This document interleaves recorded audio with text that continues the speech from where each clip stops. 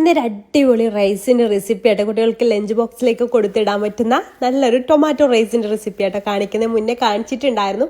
അത് പച്ചരി വെച്ചിട്ടായിരുന്നു. ഇന്ന് ഞാൻ ബിരിയാണി അരി വെച്ചിട്ടാട്ടോ ഏത് റൈസ് വെച്ചിട്ട് നമുക്കിത് തയ്യാറാക്കി എടുക്കാം. അപ്പം ഞാൻ ഇന്ന് റെഡിയാക്കി എടുക്കുന്നത് ഇൻസ്റ്റൻറ്റ് പോട്ട് എന്ന് പറഞ്ഞിട്ടുള്ള ഇതുപോലെ ഇലക്ട്രിക് പ്രഷർ കുക്കറിലാണ് കേട്ടോ. അപ്പോൾ അത് ഞാനൊന്ന് ഓണാക്കിയിട്ട് സോൾട്ട് എന്ന ഓപ്ഷനിൽ ഇട്ട് കൊടുത്തിട്ടുണ്ട്. അതിലേക്ക് 2 ടേബിൾ സ്പൂൺ വെളിച്ചെണ്ണ, അത് ചൂടായിട്ട് വരുമ്പോൾ 1/2 ടീസ്പൂൺ കടുക്, 1 ടീസ്പൂൺ വീതം വലിയ ജീരകവും ഉഴുന്നുപരിപ്പും ചേർത്ത് കൊടുക്കുക. അതൊന്ന് പൊട്ടി വരുന്ന സമയത്ത് കറിവേപ്പിലയും ഒരു സവാളയുടെ പകുതി ചെറുതായിട്ട് അരിഞ്ഞു ചേർത്തിട്ട് വഴറ്റിയെടുക്കുക. പിന്നെ 1 ടേബിൾ സ്പൂൺ ഇഞ്ചി വെളുത്തുള്ളി പേസ്റ്റും, 1 പച്ചമുളക് കീറിയതും, 1/2 ടീസ്പൂൺ മഞ്ഞൾപ്പൊടി, 1 ടീസ്പൂൺ കാശ്മീരി മുളക് പൊടി കൂടെ ചേർത്തിട്ട് ഒന്ന് വഴറ്റിയെടുക്കുക. ചെറിയ ഇതിലിട്ട് കൊടുത്താൽ മതി കേട്ടോ.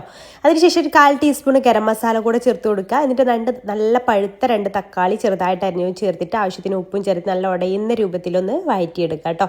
അതിനുശേഷം ഞാനിവിടെ ബിരിയാണി അരിയാണ് എടുത്തിട്ടുള്ളത്. ഏത് റൈസ് വെച്ചിട്ട് നമുക്കിത് ചെയ്തെടുക്കാം. നിങ്ങൾ നോർമൽ നമ്മുടെ വീട്ടിലൊക്കെ എടുക്കുന്ന ചോറ് വെച്ചിട്ടാണ് ചെയ്യുന്നതെങ്കിൽ ഈ ഒരു മിക്സിലേക്ക് ചോറ് ജസ്റ്റ് മിക്സ് ചെയ്ത് കൊടുത്താലും മതി.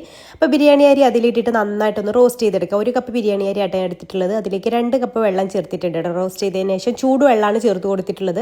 അതിലേക്ക് ഉപ്പൊക്കെ പാകാക്കി കൊടുക്കുക. പിന്നെ കുറച്ച് മല്ലിയില കൂടെ ചേർത്ത് നന്നായിട്ടൊന്ന് മിക്സ് ചെയ്തിട്ട് റൈസിൻ്റെ ഓപ്ഷനിൽ ഞാൻ ഇട്ട് കൊടുക്കുന്നുണ്ട്.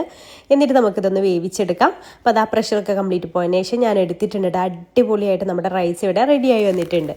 ഇഷ്ടമായ ലൈക്ക് ചെയ്യാൻ മറക്കല്ലേ.